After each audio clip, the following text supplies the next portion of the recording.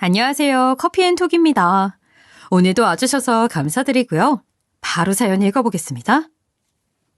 살다 보면 참 많은 일을 겪게 돼요. 35년 이상을 살았지만 늘 삶은 새로운 경험을 하게 되는 것 같습니다. 저보다 나이가 많은 분들께서는 제가 이런 말을 하면 아직 한창이니까 그렇지라고 말씀하시겠죠? 하지만 나이가 더 든 후에도 대인관계에서든 어떤 사건 혹은 사고들을 통해 늘 처음 겪게 되는 것들이 있지 않을까 생각되네요. 너무 당연한 말이지만 저는 평범하고 늘 비슷한 일상을 보내며 생활을 했는데요. 정말 잊을 수 없는 첫 경험을 하게 되어 이렇게 사연에 운을 띄워보았어요. 저와 남편은 신혼부부입니다. 남편은 재혼이고 저는 초혼이에요. 남편이 재혼이면 애가 있는 건 아니냐고요? 아니요. 남편은 재혼이기는 하지만 아이는 없어요. 남편의 초혼 생활이 그렇게 긴 편도 아니고 우여곡절도 참 많았거든요. 남편이 이혼을 하게 된 이유는 전처와의 무슨 문제가 생겨서가 아니라 사별을 했어요. 남편은 저보다 2살 연상이에요. 첫 결혼을 요즘 세대로 쳤을 때는 좀 빨리 한 편이더라고요. 남편을 처음 만나게 된 것은 제 남동생의 소개 덕분인데요. 제 남동생은 물리치료사인데 동생이 일하는 병원의 의사가 남편이었어요. 그렇다고 병원장은 아니고요. 페이닥터로 일을 하다 만나게 된 거죠. 남편은 참 자상한 사람이에요. 결혼 전부터 제 친정에도 참 잘했고 결혼 후에는 더욱 잘해요. 남동생은 제가 어떤 남자와 연애를 하는지 정말 하나도 관심이 없었어요. 남편을 소개해주기 전까지는 말이에요. 그런 남동생이 남편을 제게 소개해준 이유는 남편의 부탁 때문이었다고 해요. 당시 저는 부모님과 함께 살고 남동생만 독립을 한 상태였어요. 남동생이 생일이라 온 가족이 남동생이 지내고 있는 곳으로 가게 되었는데 마침 친정엄마가 무릎이 좋지 않아서 올라간 김에 동생이 근무하는 병원에서 진료를 보게 되었어요. 그렇게 남편을 처음 만나게 되었죠. 참 인상이 좋은 분이라고 생각했어요. 정말 그뿐이었어요. 그런데 한 달쯤 지났을 때 동생이 갑자기 소개팅을 좀 나가주라고 하더라고요. 처음에는 거절을 했죠. 연애나 결혼에 대한 관심이 사라진 지도 꽤 되었고 일에 치여 바쁘게 사는데 그럴 여유가 어디 있나 싶었어요. 그리고 무엇보다 주선자가 남동생이라는 점이 매우 불편하게 느껴졌어요. 그런데 남동생이 무조건 해줘야 한다며 자신이 많은 도움을 받은 분께 부탁을 받은 거라고 거절하기가 힘들다는 거예요. 그렇게 일주일을 동생한테 시달렸고 어쩔 수 없이 자리에 나가게 되었어요. 저를 소개받기 위해 나온 상대는 바로 남편이었고요. 저는 남편을 처음 보고 참 차분하고 지적이라고 느꼈어요. 하지만 단번에 좋아하는 마음이 생겼던 것은 아니에요.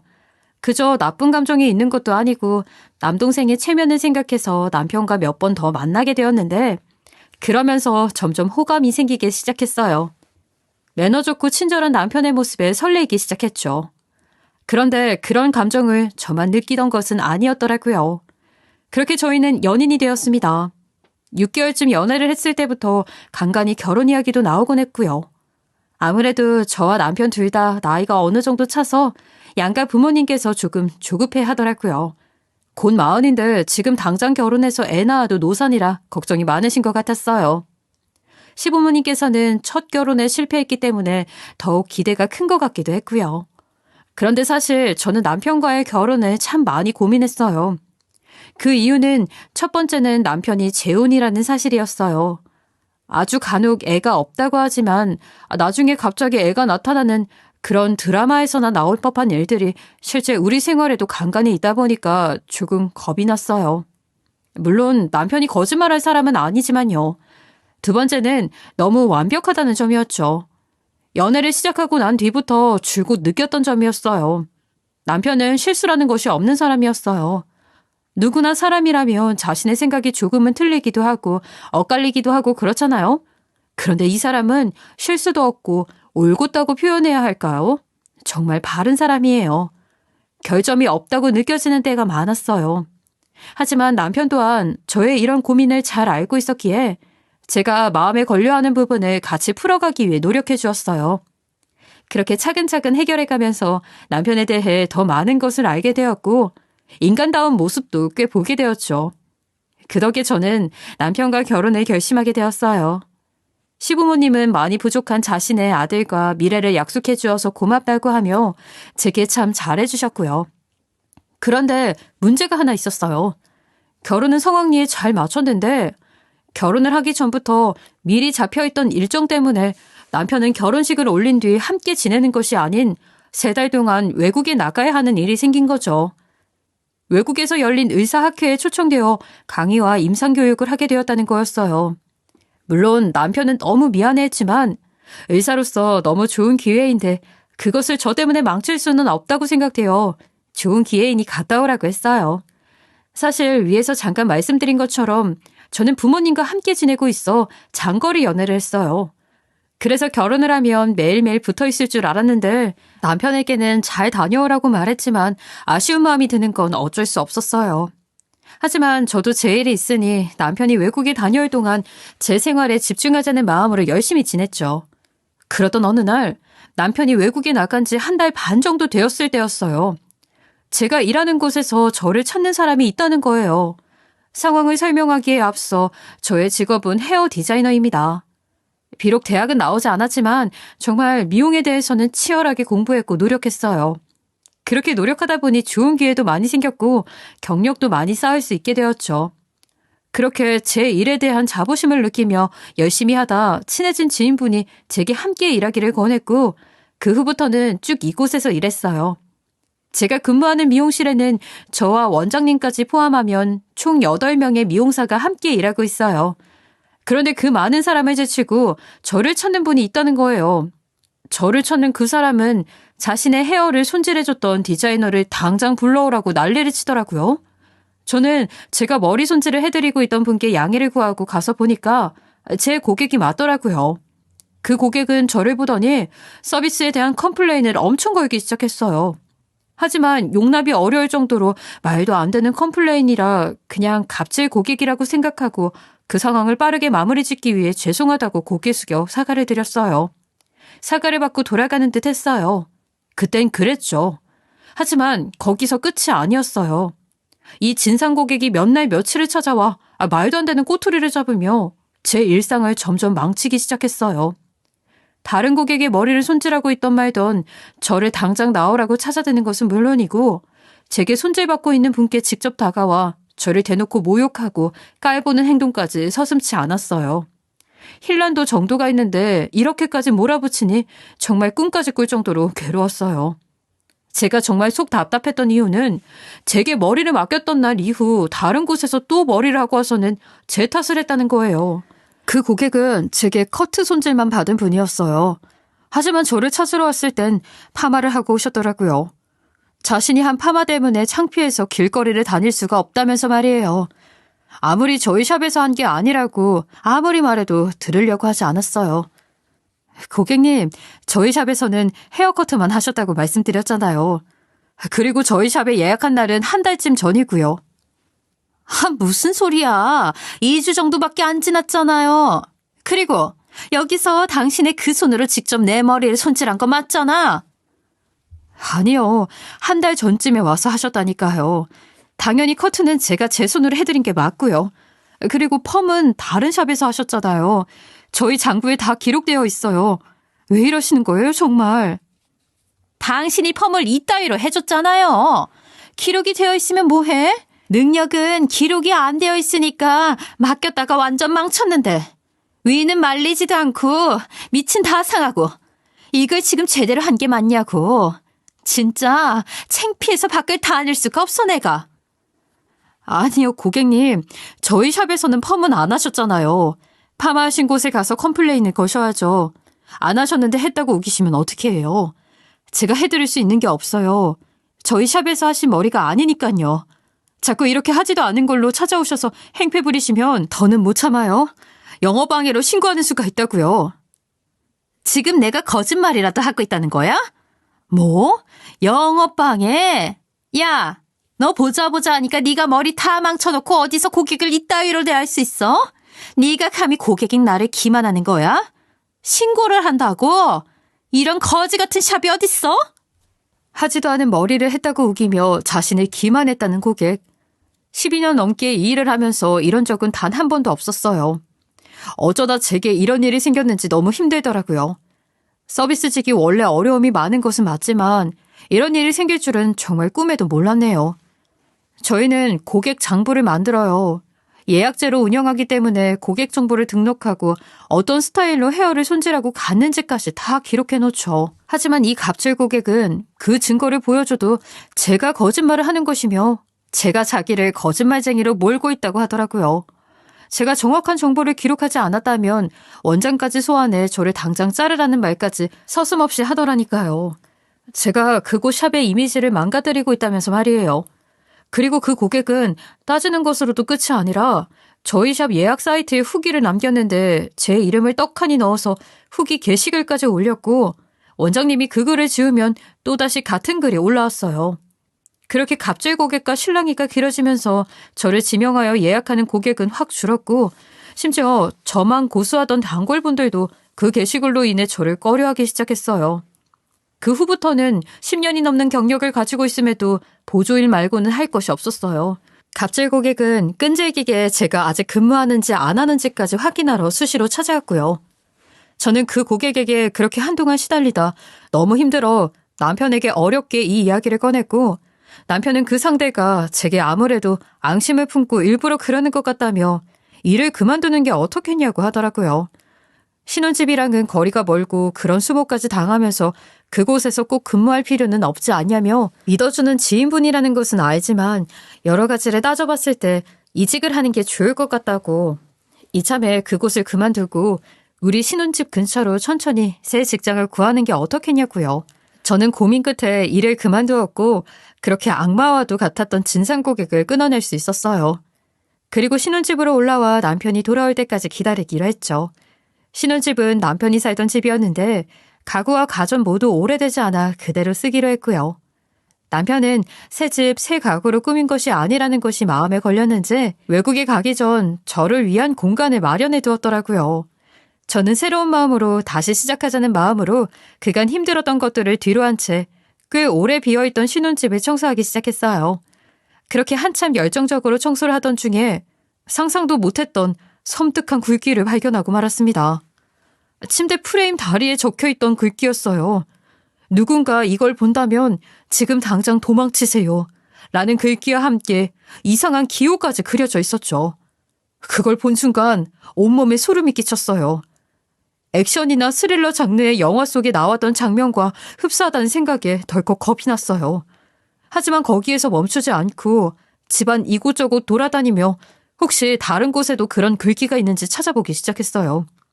그때를 회상해보면 제가 뭔가에 홀리기라도 한 듯 다른 글귀가 없는지 찾아다녔던 것 같아요. 마치 누군가와 숨바꼭질을 하는 것만 같았달까요? 만약 제가 그 글귀를 적은 사람이라면 또 어디에 적어두었을까 하는 신경으로 찾아다녔고 곧 또 하나의 글귀를 발견했어요. 침대 다리에 적혀있던 이상한 부호 같은 게 또 적혀 있었어요. 저는 왠지 그 부호에 큰 의미가 있을 거라고 생각되어 인터넷을 검색을 해보았어요. 그리고 그 부호의 정체를 알아낼 수 있었어요. 바로 모스 부호더라고요. 그리고 그 모스 부호는 숫자를 적어놓은 부호였는데 저는 제가 찾은 모스 부호의 숫자를 해석해 보았더니 한 전화번호더라고요.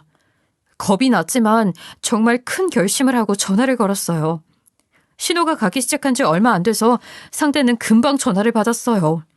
전화기 너머로 여자의 목소리가 들려왔죠. 그 전화번호의 주인은 바로 남편의 전처였습니다. 분명 저에게는 전처와는 사별하게 되었다고 이야기했었는데 이게 다 무슨 일인가 싶었어요. 죽었다던 전처는 죽은 게 아니었어요. 남편에게서 도망을 쳤다고 하더군요.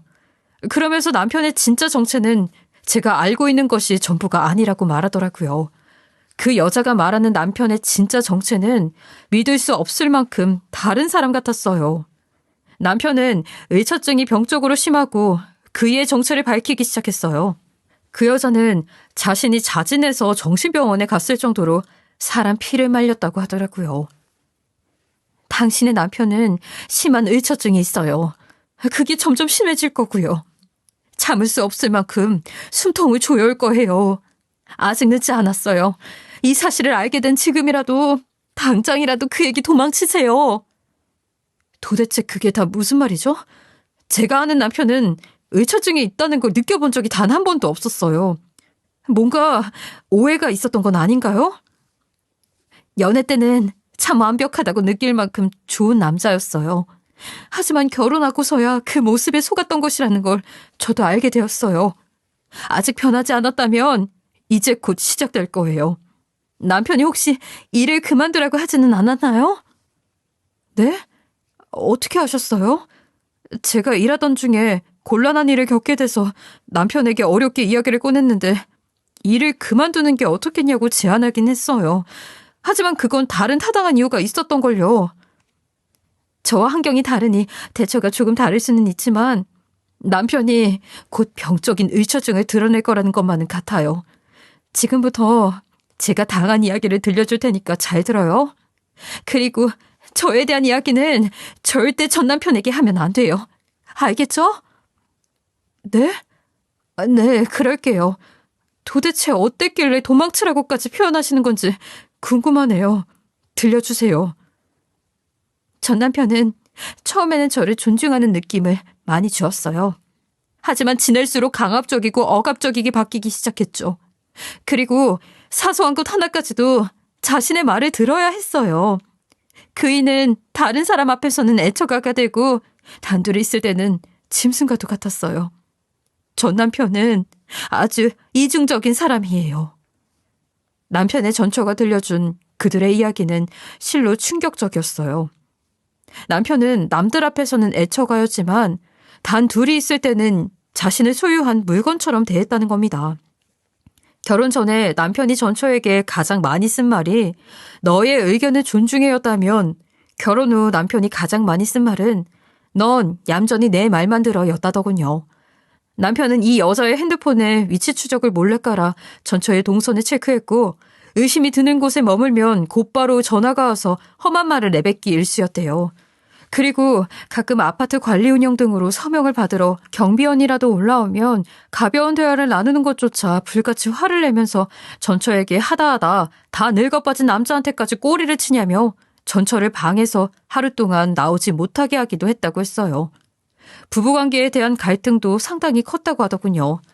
몸이 힘들거나 욕구가 생기지 않을 때도 있잖아요. 그런데 매일같이 사랑을 확인하려고 했고 거절하기라도 하면 남편은 다른 남자가 생긴 것 아니냐며 추궁하며 반 미친 사람처럼 여자의 핸드폰, 겉옷, 가방 할 것 없이 의심되는 물건은 모조리 뒤지며 불륜의 증거를 찾아내겠다며 온 집을 헤집었다고 하더라고요.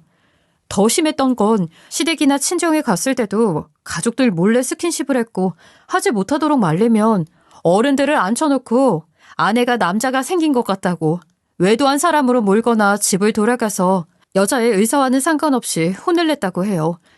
남편에게 전처는 어느샌가부터 사랑하는 아내가 아닌 남편의 말을 법처럼 따라야 하는 시종과도 같았다며 당했던 것을 모두 이야기하자면 끝도 없다면서 그러니 하루라도 빨리 도망가라는 말과 함께 통화 끝에는 절대로 이 이야기를 남편에게 하지 말라고 재차 신신당부한 뒤 통화를 마쳤어요. 저는 전처라는 여자가 들려준 이야기를 듣고 너무 놀라 통화를 끝내고도 한참을 아무것도 할 수 없었어요. 제가 아는 남편이 정말 그런 사람이라는 것이 믿기지가 않았고요. 모두가 남편의 이중적인 모습에 속고 있다는 생각이 드니까 제가 어떻게 행동해야 할지 갈피를 잡기가 어려웠어요. 하지만 시간은 속절없이도 흘러갔죠. 남편의 전처와 이런 끔찍한 과거를 알게 된 통화를 한 뒤 며칠 후 남편이 집으로 돌아왔어요. 남편은 아무것도 모른 채 집에 돌아와 저를 보며 혼자 그동안 고생 많았다며 씩 웃으며 다가와 저를 안아주는데 그 순간은 정말 소름이 끼치다 못해 두려움까지 느껴졌어요. 남편의 전처는 자신이 들려준 이야기에 대해 함구하기를 당부했지만 전 그럴 수 없었어요. 전처가 말한 것이 모두 사실이라면 저도 그것에 맞게 대처를 해야 한다고 생각했고 또 제 성격상 원래 궁금하거나 답답한 건 절대 못 참는 성격이라 숨기지 않고 용기를 내어 남편에게 제가 들었던 모든 내용을 다 이야기했어요. 남편은 제 말을 듣더니 갑자기 동공에 힘이 풀리면서 그 자리에 주저앉아 버렸어요. 혼이 나갔다는 표현이 딱 어울릴 만큼 망연자실한 듯한 모습을 보였죠. 아무 말 없는 남편의 모습을 지켜보고 있는데 남편은 곧 떨리는 목소리로 말문을 열었어요. 전처가 살아있다니. 어떻게 죽은 사람이 살 수가 있어? 이게 말이 되는 거야? 어떻게 살아있던 건지는 나도 몰라. 그런 이야기는 애초에 나누지도 않았어. 그저 그 여자가 내게 해준 말은 당신더러 쓰레기보다 못한 사람이라며 자신이 당했다고 그렇게 털어놓았다는 것 그뿐이야. 그리고 그저 내가 궁금한 건 하나고. 당신 정말 의처증 있어? 그럴 리가 없잖아. 내가 의처증이 있었다면 그 전에도 네가 느꼈겠지. 자연아, 지금 너무도 혼란스러운데 너까지 날 못 믿는다고 하면 나 너무 힘들 것 같아. 나 그런 사람 아니라는 건 너도 잘 알잖아. 솔직하게 말하면 나도 너무 혼란스러워. 당신이 정말 그런 사람일까 봐 무섭고 두려워. 어떤 게 진실인지 판단이 서지 않아. 자연아, 나는 정말 전처가 죽은 줄로만 알았어. 말도 안 되는 일이야 이건. 내가 다 해명할 수 있어. 내 얘기를 좀 들어줘. 그 후에도 생각해도 늦지 않잖아. 나에게도 이야기할 기회를 줘. 이야기해줘. 정확히 판단하려면 당신의 이야기도 들어봐야 하는 게 맞는 것 같으니까. 네가 알고 있는 것과는 전혀 달라. 전처 말로는 내가 의처증이 있다고 했는데 사실은 되려 내가 전처의 의부증 때문에 결혼 생활 동안 무척 괴로웠어. 그래서 한 1년 정도 별거를 하게 되었고 전처가 말한 정신병원은 자신이 자처해서 간 게 아니라 이전 장인어른과 장모님이 보낸 거야.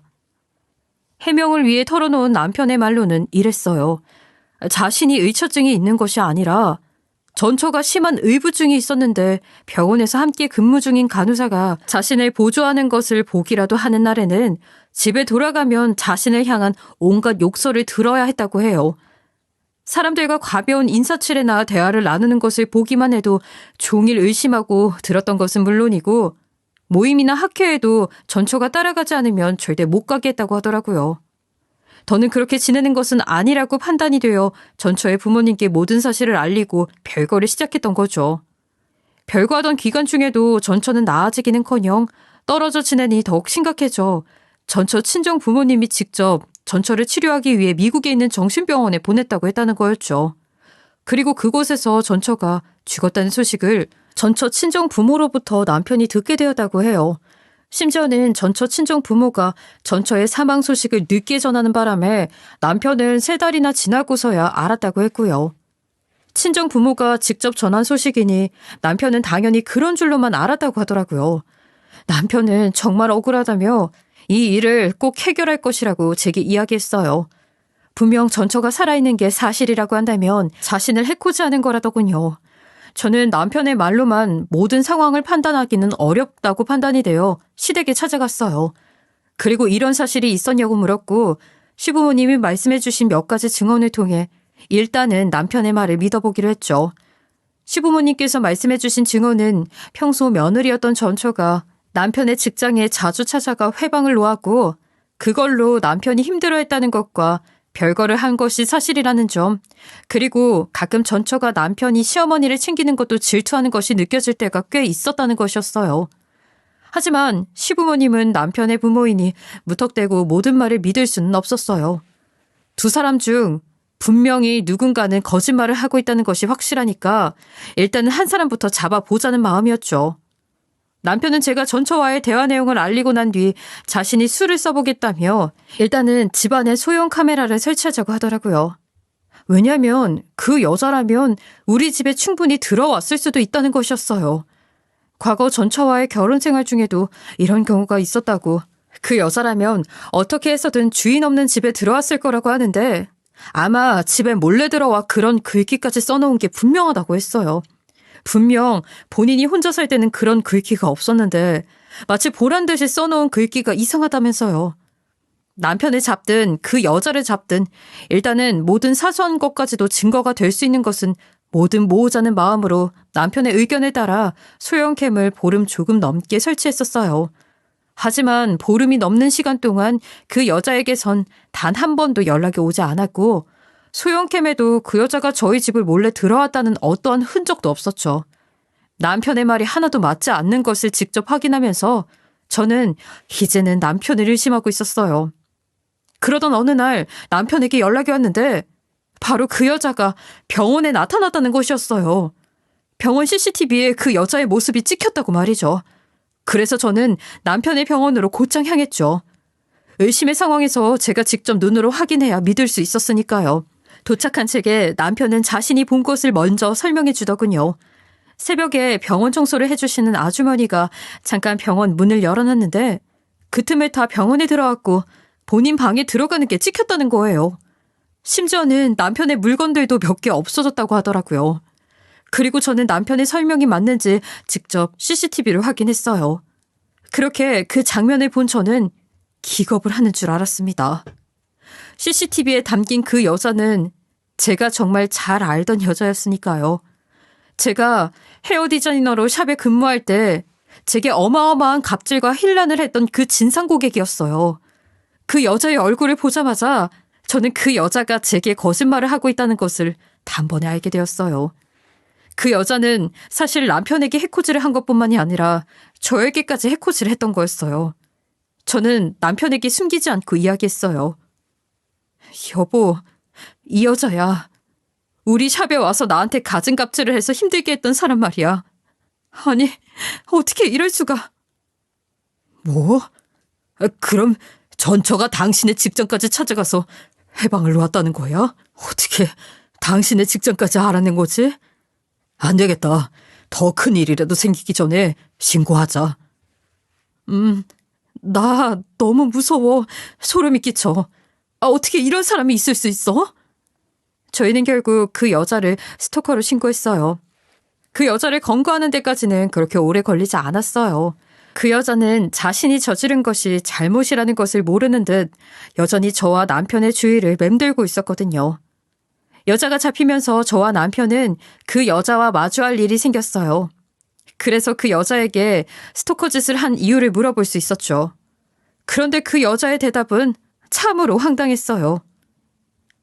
당신 도대체 왜 우리를 스토킹한 거죠? 아니, 죽었다는 소식까지 전해서 남편을 속여놓고 이제 와서 왜 그런 짓을 한 거냐고요. 왜냐고? 그야 남편이 잘 사는 꼴을 보고 싶지 않으니까. 뭐라고요? 남편을 먼저 속인 건 당신이잖아. 그런데 뭐? 남편이 잘 사는 꼴을 보고 싶지 않아서 그런 무서운 짓을 벌였다고요?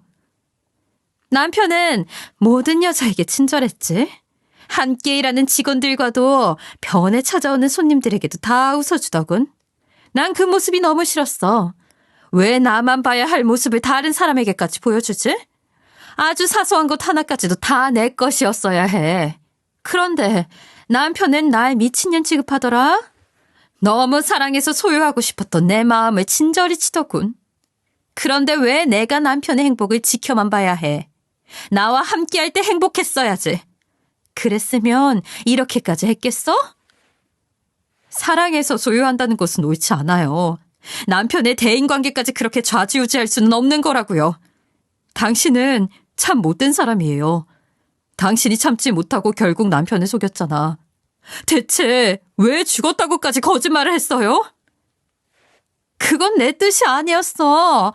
내 상태가 이상하다며 남편이 내 옆에 있으면 계속 난 이상해질 거라면서 우리 부모님이 저지른 일이야. 나와 남편을 떼놓기 위해 거짓말을 한 거지. 나도 억울하게 이혼을 당한 거라고. 내 잘못은 없어. 난 원하지 않는 이혼에 남편을 잃었는데 남편은 그런 날 잊고 당신을 만나 행복할 생각을 해? 괘씸해. 아주 괘씸하다고. 날 이렇게 만든 건 네 남편이야? 그러니 난 잘못이 없다고. 자신도 억울한 이혼을 하게 되었다며 아무 잘못이 없다고 소리치는데 제가 느끼기에는 정신적으로 아주 큰 문제가 있어 보였어요. 전처의 친정 부모님이 왜 그렇게까지 했는지 이해가 될 정도였죠. 그 여자가 미국에 있다 다시 돌아올 수 있었던 이유는 부모가 자신을 속였던 것처럼 자신도 앞으로 남편을 잊고 잘 살아보겠다고 거짓말을 했고 전처의 친정 부모는 자식에 대한 미안함에 더 붙잡아둘 수 없었고 자식이니까 믿어주었던 것이었어요. 그런 부모에게 미안한 마음도 없는지 그 여자는 자신의 부모를 원망하더라고요. 부모 때문에 자신의 인생을 망쳤고 남편이 자신을 떠나 더욱 힘들었다면서 말이에요. 만약 그 여자를 의심할 생각도 못하고 남편만 물고 늘어졌다면 얼마나 안 좋은 상황까지 생겼을지 생각만 해도 끔찍하네요. 그때 그 여자를 잡지 않았다면 우리 부부에게 더 큰 사고와 문제가 생겼을 테니까요. 정말 다행인 것은 그 여자는 당연히 처벌을 받게 되었는데 그 시기에 스토킹 처벌법이 강화되었을 때라 그 여자가 정당한 처벌을 받게 되었던 거예요. 저희 부부가 정말 운이 좋았던 거죠. 그 여자가 처벌을 받기까지 해도 참 많은 일이 있었어요. 바로 그 여자의 부모님이 저와 남편을 찾아왔던 일이에요. 남편은 한때 아내였고 모시던 장인과 장모였으니 더욱 힘들었을 거예요. 그 여자의 부모님께서 저희를 찾아와 무릎까지 꿇으시며 면목 없지만 선처를 부탁한다고 눈물로 호소하셨거든요. 남편은 그분들 앞에서는 강단 있게 행동했지만 그 여자의 부모가 돌아가고 나서 한동안 꽤 많이 힘들어했어요. 비록 전처와는 좋지 않았지만 그 여자의 친정 부모님께서 남편을 참 많이 챙겨주셨다고 했거든요. 하지만 남편은 저를 위해서라도 그 여자가 정당한 벌을 받아야 한다고 했어요. 무고한 저를 자신 때문에 괴롭혔던 것이 아니냐며 자신을 만나 안 좋은 일까지 겪게 된 것이라고 말이에요. 어떤 상황에서도 스토킹을 이해해 줄 수는 없는 거라고 하더라고요. 한참 깨볶아야 할 신혼 초기에 아주 파란만장한 경험을 한 저희는 지금은 정말 그 어느 누구보다도 행복한 신혼을 보내며 지내고 있어요. 어쩌면 결혼한 지 얼마 되지 않았을 때 이런 일을 겪게 되어 서로에 대한 신뢰가 더욱 단단해진 것은 아닐까 생각돼요. 만약 시간이 꽤 흐른 뒤에 겪었다면 남편이 어떤 사람인지 너무도 잘 겪어봤으니 더 잘 극복했을지 모르지만 그래도 더 많이 혼란스럽지 않았을까 하는 생각이 들거든요. 남편은 여전히 남동생이 근무하는 병원에서 잘 근무하고 있어요. 전처에 대한 아찔한 추억이 있긴 하지만 좋은 분들과 함께 일하면서 잘 극복했거든요. 저는 얼마 전 제 샵을 차리게 되었어요. 대출이 좀 많기도 하고 아직 원장으로서 서툰 것도 많지만 새로운 시작을 하게 되었답니다. 샵이 크지 않아서 함께 일할 때 정말 가깝게 지냈던 동생을 직원으로 두고 함께 나아가고 있어요. 남편의 전처라는 사람에 대한 기억이 전부 좋지는 않지만 그 여자가 부렸던 진상 덕에 웬만한 진상들은 가뿐히 상대할 수 있을 것 같네요. 아직 경제적인 부분이 안정적이지는 않지만 이제 좀 한 가정을 꾸려서 사는 느낌이 팍팍 들어요. 경제적 안정이 되었다고 느낀다면 그때 이세를 계획해 볼 생각입니다. 스토킹이라는 범죄가 저는 언제나 남 일이라고 생각했어요. 하지만 나에게도 일어날 수 있다는 것을 이번 일을 통해 너무도 잘 알게 되었고 스토킹이 얼마나 무서운 건지 또한 깨닫게 되었어요. 범죄에 대한 크기는 다 다르지만 가장 중요한 것은 남에게만 일어나는 일이라고 안일하게 치부하면 안 된다는 거더라고요. 저는 혼란이라는 어려운 일과 마주했을 때 현명하게 대처할 수 있도록 더 단단한 사람이 되어야겠다고 느끼게 되었어요. 남편 또한 이번 일을 겪고 나서 심리학에 많은 관심을 가지게 되었다고 하더라고요. 좋지 않은 경험이었지만 그 경험 속에서 긍정적인 방안을 찾게 된 저희 부부, 앞으로는 더더욱 행복하게 살아볼 예정입니다. 애청자분들께서도 어지러운 세상 속에서 부디 긍정적인 삶의 길을 찾아 나아가시길 바랍니다. 제 사연을 들어주셔서 너무 감사합니다. 지금까지 커피앤톡이었습니다. 오늘도 끝까지 함께 해주셔서 감사하고요. 다음 영상으로 또 찾아뵙겠습니다.